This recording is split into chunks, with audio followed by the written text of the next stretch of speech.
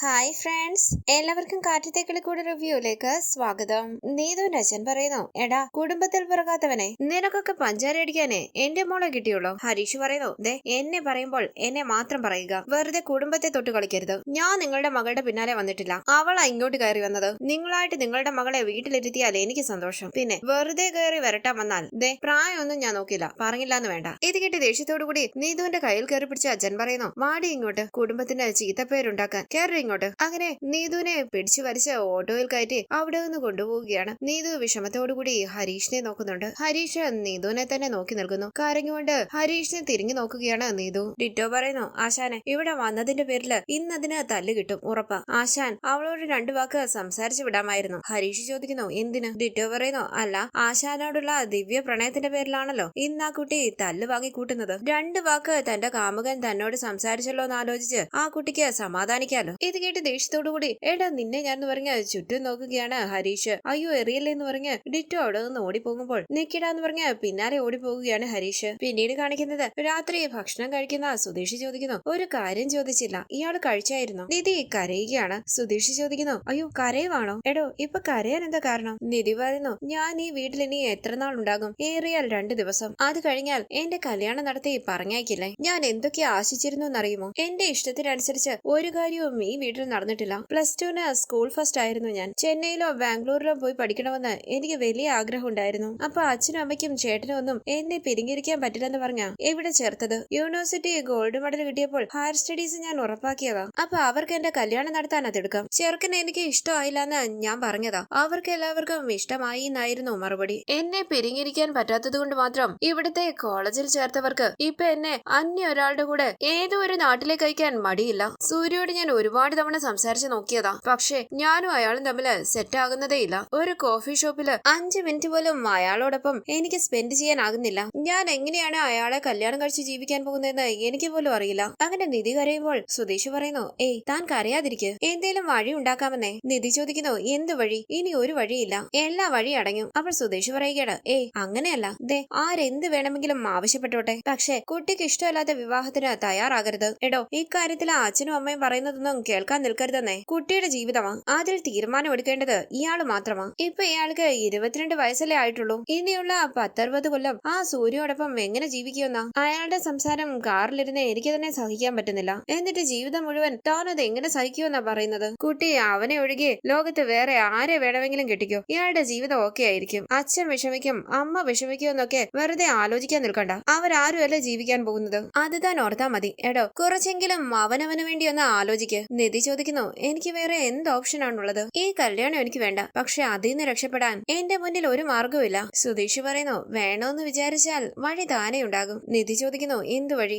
വീണ്ടും അയാളെ തട്ടിക്കൊണ്ടു പോകാനോ? രജിസ്ട്രേഷൻ മുടക്കിയതുപോലെ അങ്ങനെ കല്യാണം മുടക്കാമെന്നാണോ കരുതിയിരിക്കുന്നത്? സുധീഷ് പറയുന്നു, എന്നാലേ ഇപ്രാവശ്യം ഒന്ന് മാറ്റി പിടിച്ചാലോ? സൂര്യ ഇവിടെ തന്നെ നിൽക്കട്ടെ, പക്ഷെ കല്യാണത്തിന് പെണ്ണില്ലാതെ വന്നാലോ? നിധി ചോദിക്കുന്നു, എന്ത്? സുധീഷ് പറയുകയാണ്, പെണ്ണില്ലാതെ കെട്ടി നടക്കില്ലല്ലോ. ഇയാൾ ഇവിടുന്ന് ഒന്ന് മാറി നിന്നാലോ? നിധി ചോദിക്കുന്നു, ഞാനോ? ഞാൻ അങ്ങോട്ട് മാറി നിൽക്കും, എവിടേക്കെങ്കിലും മാറി പോണമെന്ന് സുധീഷ് പറയുമ്പോൾ നിധി ചോദിക്കാണ്, ഇയാൾ എന്തൊക്കെയാ പറയുന്നത്? സുധീഷ് പറയുകയാണ്, എടോ പെണ്ണില്ലാതെ കല്യാണം എങ്ങനെ നടക്കാനാ? അത് താൻ പറ. ഭയത്തോടുകൂടി നിധി പറയുന്നു, അയ്യോ ഇല്ലില്ല, ഞാൻ അങ്ങനെയൊന്നും ചെയ്യില്ല. സുധീഷ് പറയുന്നു, ആ ചെറുക്കനെ കിട്ടിയാൽ ഇയാളുടെ സ്വപ്നം മാത്രമല്ല ജീവിതവും കട്ടപ്പുകയാകുമെന്നേ. മരണം വരെ അയാൾക്ക് ഇഷ്ടപ്പെട്ടത് വെച്ചുണ്ടാക്കി ഒരു വേലക്കാരിയെ പോലെ ജീവിക്കേണ്ടി വരും. ഇങ്ങനെയുള്ള മനുഷ്യരുടെ സ്വഭാവം വെച്ച് നോക്കിയാലേ കല്യാണം കഴിഞ്ഞ 1 വർഷത്തിനുള്ളിൽ ആദ്യത്തെ കുഞ്ഞ് പിറക്കും. പിന്നെ അതിനെ വളർത്താനുള്ള തത്രപ്പാടാകും. പിന്നെ ഒരു 3 വർഷത്തിനുള്ളിൽ അടുത്ത കുഞ്ഞ്. പിന്നെ അതുങ്ങളെ വളർത്തണം, സ്കൂളിൽ അയക്കണം, ഹോംവർക്ക് ചെയ്യിക്കണം, ട്യൂഷന് വിടണം, PTA മീറ്റിംഗ്. നിധി പറയുന്നു, മതി മതി നിർത്ത്, കേൾക്കുമ്പോഴേ തല പെരുക്കുന്നു. സുധീഷ് പറയുന്നു, അല്ലെങ്കിൽ നോക്കിക്കോ, ആ സമയത്തൊക്കെ നിങ്ങളുടെ ഭർത്താവ് എന്ത് ചെയ്യുമെന്നറിയാമോ? ദിവസവും ഓഫീസിൽ പോയി പ്രൊമോഷൻ വാങ്ങി ബിസിനസ് ടൂർ ഒക്കെ നടത്തി ഹാപ്പി ആയിട്ടിരിക്കും. പിന്നെ മാസത്തിലൊരിക്കൽ അയാൾ നിങ്ങളെ പുറത്തൊക്കെ കൊണ്ടുപോകുമായിരിക്കും. ചിലപ്പോ ഒരു സെക്കൻഡ് ഷോയ്ക്കൊക്കെ പോകുമായിരിക്കും. പക്ഷെ കുഞ്ഞു കരഞ്ഞാലേ ഇയാള് തന്നെ തോളത്തിട്ട് വെളിയിൽ നിൽക്കേണ്ടി വരും. ദേ നന്നായി ആലോചിച്ച് ഇപ്പൊ ഒരു തീരുമാനം എടുത്താലേ ഇനിയുള്ള 19 വർഷം ഹാപ്പി ആയിട്ട് ജീവിക്കാം. ഏത്? ആലോചിച്ച് നോക്കിയേ. നിധി ആലോചിച്ചിരിക്കുമ്പോൾ സുധീഷ് മനസ്സിൽ പറയുകയാണ്, ആലോചിക്കുന്നുണ്ട്, ട്രാക്കിലോട്ട് വരുന്നുണ്ട്. നിധി ചോദിക്കുന്നു, അപ്പോ ഞാൻ ഇവിടെ ഓടിപ്പോയാൽ കല്യാണം മുടങ്ങുമല്ലേ? സുധീഷ് പറയുന്നു, എടോ അത് മുടക്കാനല്ലേ ഇത്രയും ഞാൻ പറഞ്ഞു തന്നത്. നിധി ചോദിക്കുന്നു, പക്ഷേ എന്റെ അച്ഛന് വിഷമമാകില്ലേ? സുധീഷ് പറയുകയാണ്, ഇയാളിപ്പോ വിഷമിക്കുന്നില്ലേ? ആ തോന്നല് ഇയാളുടെ അച്ഛനുണ്ടോ? ഇല്ലല്ലോ. ഇല്ല. നിധി പറയുന്നു, അച്ഛൻ പാവമാ, ആളുകളുടെ മുമ്പിൽ നാണം കെടും, അത് വേണ്ട. സുധീഷ് പറയുന്നു, എന്നാ പിന്നെ ആ സൈക്കോ സൂര്യയുടെ കൂടെ ഓസ്ട്രേലിയയിൽ പോയി ജീവിക്കും. ജീവിക്ക്. അതൊരിക്കലും ശരിയാകില്ല എന്ന് നിധി പറയുമ്പോൾ സുധീഷ് പറയുകയാണ്, അപ്പൊ ഇതാണ് ഒരു വഴി. ജീവിതത്തില് ചില കാര്യങ്ങള് ചില സമയത്ത് അങ്ങ് തീരുമാനിക്കണം. അപ്പൊ മടിച്ചാലേ പിന്നെ ജീവിതം തന്നെ കൈവിട്ടു പോകും. ഞാൻ എവിടെ പോകാനാണെന്ന് നിധി ചോദിക്കുമ്പോൾ സുധീഷ് പറയുകയാണ്, എവിടേക്ക് വേണമെങ്കിലും പോകാമല്ലോ. കേരളം വിട്ടുപോകാം. കേരളത്തിനടുത്ത് തന്നെ എവിടെയൊക്കെ പോകാം. പിന്നെ ഞാനൊക്കെ തിരുവനന്തപുരത്താ ഉള്ളത്. വേണമെങ്കിൽ നമുക്ക് അവിടെയും പോകാം. നിധി പറയുന്നു, എന്റെ അച്ഛൻ അതൊന്നും താങ്ങാൻ പറ്റില്ല. സുധീഷ് പറയുകയാണ്, പിന്നെ എടോ അതൊക്കെ നമ്മുടെ തോന്നലാ. എല്ലാവർക്കും എല്ലാം താങ്ങാൻ പറ്റും. എത്രയോ മനുഷ്യര് വലിയ ദുരന്തങ്ങൾ അതിജീവിക്കുന്നു. ഇയാളെ കാണാതായാൽ കുറച്ചു ദിവസം അന്വേഷിക്കുമായിരിക്കും. അത്രയല്ലേ ഉള്ളൂ. നിധി ചോദിക്കുന്നു, അപ്പൊ പോലീസിൽ പരാതി കൊടുക്കില്ലേ? സുധീഷ് പറയുന്നു, കൊടുക്കട്ടെ. പോലീസിനോട് താൻ കാര്യം പറഞ്ഞ പോരെ? കല്യാണ മുഹൂർത്തം കഴിഞ്ഞാൽ വേണമെങ്കിൽ തനിക്ക് ഇങ്ങോട്ട് തന്നെ തിരിച്ചു വരാമല്ലോ. നിധി ചോദിക്കുന്നു, തിരിച്ചു വന്നിട്ട് എന്ത് പറയും? സുധീഷ് പറയുന്നു, നേരെ അവരുടെ കാലിലേക്ക് അങ്ങ് വീഴണം. സൂര്യ കല്യാണം കഴിക്കാനുള്ള പേടി കൊണ്ട് ചെയ്തതാണെന്ന് പറഞ്ഞ് എല്ലാവരുടെയും കാലിൽ അങ്ങ് വീഴണം. ഈ കല്യാണത്തിന് ഇഷ്ടമില്ലാത്തത് കൊണ്ടാണ് മാറി നിന്നതെന്ന് പോലീസിനോടും പറയണം. ഏത്? നിധി ചോദിക്കുന്നു, തിരിച്ച് അതേ ആൾക്ക് തന്നെ എന്നെ കല്യാണം കഴിക്കാൻ തീരുമാനിച്ച? സുധീഷ് പറയുകയാണ്, അതിനൊരിക്കലും അവൻ സമ്മതിക്കില്ല. ഇതിലും കൂടുതൽ നാണം കെടാനായിട്ട് എന്താ ഉള്ളത്? ഓസ്ട്രേലിയയിലേക്കുള്ള നെക്സ്റ്റ് ഫ്ലൈറ്റിൽ അയാളെ രാജ്യം വിട്ടങ്ങ് പോകും. പിന്നെ അതോടെ വേറൊരു കാര്യം സംഭവിക്കും കേട്ടോ. ഇഷ്ടപ്പെടാത്ത കല്യാണം ഞങ്ങൾ പ്ലാൻ ചെയ്തത് കൊണ്ടാണ് ഇയാൾ നാട് വിട്ടു പോയത്. ഇനി അങ്ങനെ എന്തെങ്കിലും ചെയ്താൽ ഇയാൾ എന്തും ചെയ്യാൻ മടിക്കില്ല എന്നുള്ളൊരു പേടി തന്റെ വീട്ടുകാർക്കുണ്ടാകും. പിന്നെ ഈ കല്യാണ ശല്യം ഒന്നും ഉണ്ടാകില്ലെന്നേ. ഇയാൾക്ക് ഇയാളുടെ ഇഷ്ടം പോലെ പഠിക്കാം, ജോലിക്ക് പോകാം, എന്ത് വേണമെങ്കിലും ചെയ്യാം. എങ്ങനെയുണ്ട് എന്റെ ഐഡിയ? നല്ലോണം ഒന്ന് ആലോചിച്ച് തീരുമാനിച്ചാൽ മതി കേട്ടോ. പ്ലാൻ എന്തായാലും വർക്കൗട്ട് ആകും, അതുറപ്പാ. ആഗ്രഹിച്ചതുപോലെ ഇനിയുള്ള കാലം ഇയാൾക്ക് അങ്ങോട്ട് ജീവിക്കുകയും ചെയ്യാം. അതെ, ഇപ്പോ ഈ വീട്ടിൽ നിന്ന് തൽക്കാലത്തേക്ക് എസ്കേപ്പ് ആയാൽ ജീവിതത്തിലെ വലിയൊരു പ്രശ്നത്തിൽ നിന്ന് തനിക്ക് എസ്കേപ്പ് ആകാം. എന്താ? നിധി പറയുന്നു, വേണ്ട, ഇതൊന്നും ശരിയാകില്ല. എന്റെ അച്ഛൻ, അമ്മ, ചേട്ടൻ അവരൊക്കെ പാവങ്ങളാ. എനിക്ക് വേണ്ടി ഒരുപാട് കഷ്ടപ്പെട്ടിട്ടുണ്ട്. അവരെ വിഷമിപ്പിച്ചിട്ട് എനിക്കൊന്നും ചെയ്യാൻ പറ്റില്ല. അങ്ങനെ അകത്തേക്ക് പോകാനായി തുടങ്ങി നിധി വീണ്ടും അവിടെ തന്നെ ഇരിക്കുകയാണ്. സുധീഷ് പറയുന്നു, എടോ എല്ലാം ശരിയായി വരുമെന്നേ, താനൊന്ന് സമാധാനിക്ക്. നിധി പറയുന്നു, ഇയാളൊന്നും മിണ്ടാതിരിക്കുക. ഈ കല്യാണം നടന്നാലും നടന്നില്ലെങ്കിലും ഇയാൾക്ക് എന്താ? വെറുതെ എന്നെ കൺഫ്യൂസ്ഡ് ആക്കല്ലേ. എനിക്ക് ഈ പ്ലാൻ ഒന്നും വേണ്ട, ഞാൻ പോവാം. അങ്ങനെ നിധി അകത്തേക്ക് പോകുമ്പോൾ പുഞ്ചിരിച്ച് നിധി പോകുന്നത് നോക്കിയിരിക്കുകയാണ് സുധീഷ്. തുടർന്ന് റൂമിലേക്ക് വന്ന നിധി ഓർക്കുകയാണ് സൂര്യയുടെ വാക്കുകൾ. അവിടെ വന്ന് കോളേജ് എന്നൊക്കെ പറഞ്ഞ നീ കറങ്ങി നടന്നാല് വീട്ടിലെ കാര്യങ്ങൾ പിന്നെ ആര് നോക്കാനാ? ഇയാളുടെ ഡ്രസ്സിംഗ് സെൻസ് ഭയങ്കര ബോറാണ്. കൊച്ചുകുട്ടി സംസാരിക്കുന്ന രീതിയൊന്നും എന്റെ അടുത്ത് നടക്കില്ല. നിധി, ടേബിൾ മാനേഴ്സ് എന്താണെന്ന് അറിയില്ലേ? Sit down. ശേഷം നിധി ഓർക്കുകയാണ് സുധീഷിന്റെ വാക്കുകൾ. ഇപ്പൊ ഇയാൾക്ക് 22 വയസ്സല്ലേ ആയിട്ടുള്ളൂ. ഇനിയുള്ള 10-60 കൊല്ലം ആ സൂര്യയോടൊപ്പം എങ്ങനെ ജീവിക്കുമെന്നാ? തുടർന്ന് നിധി മനസ്സിൽ പറയുന്നു, ഇനി അവൻ പറഞ്ഞതായിരിക്കോ ശരി?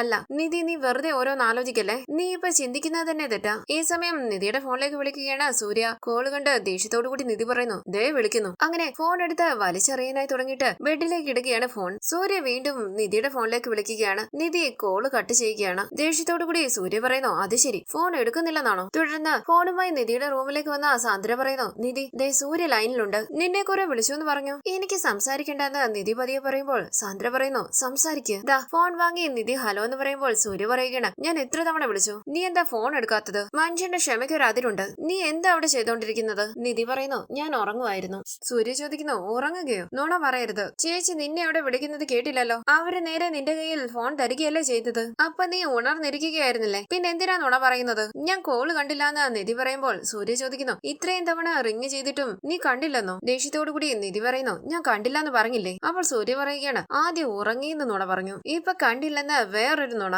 ഒരു ദിവസം നീ എത്ര തവണ നുണ പറയും? നിധി ചോദിക്കുന്നു, അതാണ് ഇപ്പൊ അറിയേണ്ടത്. അപ്പോൾ സൂര്യ പറയുകയാണ്, ഞാൻ ചോദിച്ചതിന് ഉത്തരം പറയടി. ഞാൻ ഫോൺ വിളിച്ചപ്പോൾ നീ എടുക്കാതിരുന്നത് എന്തുകൊണ്ടാ? ഞാൻ പോയിട്ട് വരാം, നീ സംസാരിക്കുന്ന പറഞ്ഞ് സാന്ദ്ര അവിടെ നിന്ന് പോവുകയാണ്. സൂര്യ ചോദിക്കുന്നു, കേൾക്കുന്നുണ്ടോ ഇല്ലയോ? നിധി ചോദിക്കുന്നു, ഇപ്പൊ എന്താ നിങ്ങളുടെ പ്രശ്നം? സൂര്യ പറയുന്നു, അത് ശരി, ഇപ്പോഴേ നിനക്ക് മര്യാദയോട് പെരുമാറാൻ അറിയില്ല അല്ലേ? എടി, എനിക്ക് ശരിക്കും ഹേർട്ട് ആകുന്നുണ്ട് കേട്ടോ. ഞാൻ ഫോൺ ചെയ്തപ്പോൾ നീ ഉണർന്നിരിക്കുകയായിരുന്നു. ഞാനാണ് ഫോൺ ചെയ്തതെന്ന് മനസ്സിലായപ്പോൾ നീ മനഃപൂർവ്വം എടുക്കാതിരുന്നതല്ലേ? നീ ഇപ്പൊ എന്തിനാ നുണ പറഞ്ഞത്? അതാദ്യം പറ. എന്തിനാ നുണ പറഞ്ഞെന്ന്? എന്റെ ഫോൺ എടുക്കാത്തത് എന്തുകൊണ്ടാ? നുണ പറഞ്ഞത് എന്തുകൊണ്ടാ? എടി, എനിക്കതിപ്പോ അറിയണം. എനിക്ക് ഉറക്കം വരുന്നു എന്ന് നിധി പറയുമ്പോൾ സമയം നോക്കിയിട്ട് സൂര്യ പറയുന്നു, മണി 10 പോലും ആയിട്ടില്ല. അതിനുള്ളിൽ നിനക്ക് ഇപ്പൊ എങ്ങനെയാ ഉറക്കം വരുന്നത്? കാലത്ത് സംസാരിക്കാന്ന് പറഞ്ഞ നിധി ഫോൺ കട്ട് ചെയ്യുകയാണ്. ഹലോ എന്ന് പറഞ്ഞ ദേഷ്യത്തോടു കൂടി സൂര്യ വീണ്ടും നിധിയുടെ ഫോണിലേക്ക് വിളിക്കുകയാണ്. നിധി കോള് കട്ട് ചെയ്യുന്നു. സാന്ദ്രയുടെ ഫോണിലേക്കും നിധിയുടെ ഫോണിലേക്കും മാറി മാറി വിളിക്കുകയാണ് സൂര്യ. നിധി കോള് കട്ട് ചെയ്യുകയാണ്. ശേഷം ഫോണിന്റെ മുകളിലേക്ക് പില്ലോ എടുത്തു വെച്ച് ലൈറ്റ് ഓഫ് ചെയ്ത് ഉറങ്ങാനായി കിടക്കുകയാണ് നിധി.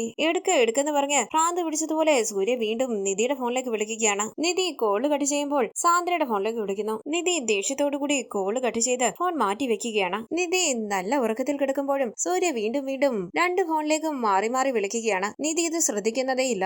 രാത്രി ഉറങ്ങാതെ നിധിയുടെയും സാന്ദ്രയുടെയും ഫോണിലേക്ക് മാറി മാറി വിളിച്ചുകൊണ്ടിരിക്കുകയാണ് സൂര്യ. നിധി ഇതൊന്നും ശ്രദ്ധിക്കാതെ സുഖമായി ഉറങ്ങുക ഉറങ്ങുകയാണ്. പിന്നീട് കാണിക്കുന്നത് രാവിലെ ഉറക്കം ഉണർന്ന നിധി താഴേക്ക് ഇറങ്ങി വരുമ്പോൾ രാജീവ് സന്തോഷത്തോടുകൂടി ഫോണിലൂടെ പറയുന്നു, പിന്നെ ചെറുക്കനും പെണ്ണിനും നല്ല ഇഷ്ടമായി. അതാ ഞങ്ങൾ ഉടനെ നടത്താമെന്ന് വെച്ചത്. ഓ കല്യാണം കഴിഞ്ഞ ഉടനെ തന്നെ അവൻ അവളെയും കൂട്ടി ഓസ്ട്രേലിയയിലേക്ക് പോകും. അതിനുള്ള പേപ്പേഴ്സ് ഒക്കെ ശരിപ്പെടുത്തി കഴിഞ്ഞു. ഇത് കേട്ട് ദേഷ്യത്തോടു കൂടി മുകളിലേക്ക് പോകുകയാണ് നിധി. തുടർന്ന് ഫോൺ എടുത്തു നോക്കുന്ന നിധി പറയുകയാണ്, ദൈവമേ 204 മിസ് കോൾസോ. അവിടേക്ക് വന്ന സാന്ദ്ര ചോദിക്കുന്നു, ആഹാ എഴുന്നേറ്റോ, വാ കഴിക്കാം. നിധി പറയുന്നു, വേണ്ട നിങ്ങൾ കഴിച്ചോ, എനിക്ക് വിശപ്പില്ല. സാന്ദ്ര പറയുന്നു, ദേ അച്ഛൻ വിളിക്കുന്നുണ്ട്, വാ. നിധി പറയുന്നു, ഞാൻ കുളിച്ചിട്ടില്ല, ഏട്ടത്തി കഴിക്ക്. അപ്പോൾ സാന്ദ്ര പറയുകയാണ്, ശരി വേഗം കുളിച്ചിട്ട് വാ. ഇത് കേട്ട് നിധി മൂളുമ്പോൾ സാന്ദ്ര ചോദിക്കുന്നു, അല്ല എന്റെ ഫോൺ എവിടെ? നിധി ഫോൺ എടുത്ത് കൊടുക്കുകയാണ്. ഫോണിൽ നോക്കിയ സാന്ദ്ര പറയുന്നു, നിധി നോക്ക്, 138 മിസ് കോൾസ്. ഇന്നലെ സൂര്യ 138 തവണ വിളിച്ചിരിക്കുന്നു. നീ സംസാരിച്ചതല്ലേ? നിധി പറയുന്നു, ഏടത്തെ ഉറക്കം വരുന്നു എന്ന് പറഞ്ഞു കിടന്നതാ, അതിനുശേഷം ഇത്. സാന്ദ്ര ചോദിക്കുന്നു, അതിന് 138 മിസ് കോൾസോ? നിധി പറയുന്നു, അതെ, ദേ ഇനി ഇത് കൂടി കണ്ടു നോക്കിയേ. അങ്ങനെ നിധി തന്റെ ഫോണിലെ മിസ് കോൾസ് കാണിക്കുകയാണ്. സാന്ദ്ര ചോദിക്കുന്നു, എന്താ നിധി ഇത്? നിധി പറയുന്നു, രാത്രി മുഴുവൻ വിളിയോട് വിളിയായിരുന്നു. ഈ സമയം നിധിയുടെ വീട്ടിലേക്ക് വരികയാണ് സൂര്യ. പുറത്ത് നിൽക്കുന്ന സുധീഷ് കാറിൽ നിന്ന് ഇറങ്ങുന്ന സൂര്യയെ ശ്രദ്ധിക്കുന്നു. സുധീഷ് ഗുഡ് മോർണിംഗ് എന്ന് പറയുമ്പോൾ പോടാന്ന് പറഞ്ഞ അകത്തേക്ക് പോകുകയാണ് സൂര്യ. സുധീഷ് പറയുന്നു, പോടാന്നോ, ഇതെന്തു പറ്റി? തുടർന്ന് നിധി പറയുകയാണ്, അയാള് ഫോൺ ചെയ്തപ്പോൾ ഞാൻ എടുത്തില്ല. എന്താ എടുക്കാതിരുന്നേന്ന് കാരണം പറയണം പോലും, ഞാൻ കട്ട് ചെയ്തു, അതിനാ ഇത്. സാന്ദ്ര ചോദിക്കുന്നു, അതിന് 10-300 കോൾസോ? This is too much. Nidhi പറയുന്നു, ഇങ്ങനെ ഒരാളോടൊപ്പം എന്നെ കല്യാണം കഴിപ്പിച്ച് ഏൽപ്പിക്കാൻ പോകുന്നത് അതെന്താ ആരും മനസ്സിലാക്കാത്തത്? എന്നിട്ട് അച്ഛൻ ഫോൺ വിളിച്ച എല്ലാവരോടും പറയുക ചെറുക്കനും പെണ്ണിനും പരസ്പരം ഇഷ്ടമായിന്ന്. ഈ സമയം അവിടേക്ക് വന്ന ഹേമ പറയുന്നു, നിധി അത് ശരി, നിധിയെ കഴിക്കാൻ വിളിക്കാൻ പറഞ്ഞിട്ട് രണ്ടുപേരും കൂടി ഇവിടെ വർത്താനം പറഞ്ഞുകൊണ്ടിരിക്കുകയാണോ? മോളെ ദേ സൂര്യ വന്നിട്ടുണ്ട്. ഇത് കേട്ട് നിധി ടെൻഷനോട് കൂടി ഇരിക്കുകയാണ്. നിധി വരുന്നതങ്ങത്ത് ദേഷ്യത്തോടു കൂടി ഇരിക്കുകയാണ് സൂര്യ. അങ്ങനെ ഇന്നത്തെ എപ്പിസോഡ് അവസാനിച്ചു. ഇനി അടുത്ത എപ്പിസോഡ് പ്രൊമോ റിവ്യൂ. ഹേമ വന്ന് വിളിച്ചിട്ടും സൂര്യയെ കാണാൻ പോകാൻ തയ്യാറാകുന്നില്ല നിധി. സാന്ദ്രയും നിധിയുടെ ഒപ്പം റൂമിൽ ഇരിക്കുകയാണ്. നിധി വരാത്തത് കൊണ്ട് ദേഷ്യത്തോടു കൂടി നിധിയുടെ റൂമിലേക്ക് കയറി ചെല്ലുകയാണ് സൂര്യ. ഫോൺ എടുക്കാത്തതിന്റെ പേരിലും താഴേക്ക് ഇറങ്ങി വരാത്തതിന്റെ പേരിലും സൂര്യ നിധിയെ ചോദ്യം ചെയ്യുമ്പോൾ വളരെ ദേഷ്യത്തോടു കൂടി നിധി ഉറക്കെ ചോദിക്കുന്നു, എന്റെ മുറിയിൽ കയറി വന്ന് എന്നെ ചോദ്യം ചെയ്യാൻ നിങ്ങളാരാ? ഒരു പെൺകുട്ടിയുടെ റൂമിലേക്ക് കടന്നു വരുമ്പോൾ മിനിമം കാണിക്കേണ്ട മാനേഴ്സ് തനിക്കുണ്ടായിരുന്നു. ഇത് കേട്ട് ഞെട്ടി നിൽക്കുകയാണ് സൂര്യ. സാന്ദ്ര നിധിയെ തടയാൻ ശ്രമിക്കുന്നുവെങ്കിലും നിധി വളരെ ദേഷ്യത്തോടു കൂടി സൂര്യയോട് സംസാരിക്കുകയാണ്. ഇത് കേട്ടുകൊണ്ട് അവിടേക്ക് വരികയാണ് രാജീവും ഹേമയും. സൂര്യ പറയുന്നതൊന്നും കേൾക്കാൻ നിൽക്കാതെ നിധി പറയുന്നു, I say you get out. രാജീവും ഹേമയും അരികിലേക്ക് വന്ന് നിധിയെ സമാധാനിപ്പിക്കാനായി ശ്രമിക്കുകയാണ്. നിധി പറയാനുള്ളതെല്ലാം സൂര്യയുടെയും വീട്ടുകാരുടെയും മുഖത്ത് നോക്കി പറയുകയാണ്. എല്ലാം കേട്ട സൂര്യ നിധി ഒന്ന് നോക്കിയിട്ട് അവിടെ നിന്ന് പോവുകയാണ്. രാജീവും ഹേമയും സാന്ദ്രയും വിഷമത്തോടു കൂടി നിൽക്കുന്നു. പുറത്തേക്ക് ഇറങ്ങി വന്ന സൂര്യ സുധീഷിനെ ഒന്ന് ശ്രദ്ധിക്കുക പോലും ചെയ്യാതെ കാറിൽ കയറി അവിടെ നിന്ന് പോകുമ്പോൾ പിന്നാലെ പുറത്തേക്ക് ഇറങ്ങി വരികയാണ് നിധി. സുധീഷ് കാര്യം അന്വേഷിക്കുമ്പോൾ നിധി പറയുന്നു, ഇനിയെങ്കിലും ഞാൻ എനിക്ക് വേണ്ടി തീരുമാനം എടുത്തില്ലെങ്കിൽ അത് ആത്മഹത്യ ചെയ്യുന്നതിന് തുല്യമാകും. ഇവിടെ നിന്ന് എങ്ങനെയെങ്കിലും രക്ഷപ്പെടണം. പുഞ്ചിരിച്ച് സുധീഷ് പറയുന്നു, അതിന് എന്റെ വീടുണ്ടല്ലോ. നിധി സംശയത്തോടുകൂടി സുധീഷിനെ നോക്കുകയാണ്. വരാനിരിക്കുന്ന എപ്പിസോഡ് വിശേഷങ്ങളുമായി വീണ്ടും കാണാം. Thank you for watching. Please subscribe, like, share my channel.